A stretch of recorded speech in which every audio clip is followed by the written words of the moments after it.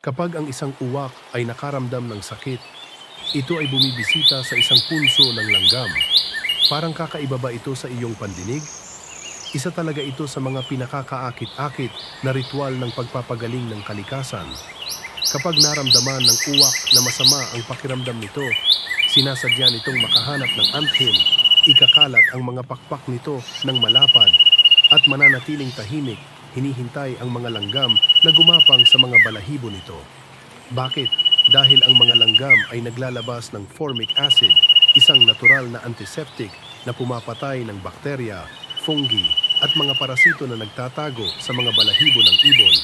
Ang pag-uugali na ito ay tinatawag na anting, at ito ay naobserbahan hindi lamang sa mga uwak, ngunit sa maraming mga species ng ibon.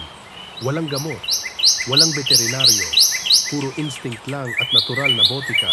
Isang napakatalino na paalala na ang natural na mundo ay puno ng matalino, self-healing system. Kailangan lang nating huminto at mapansin.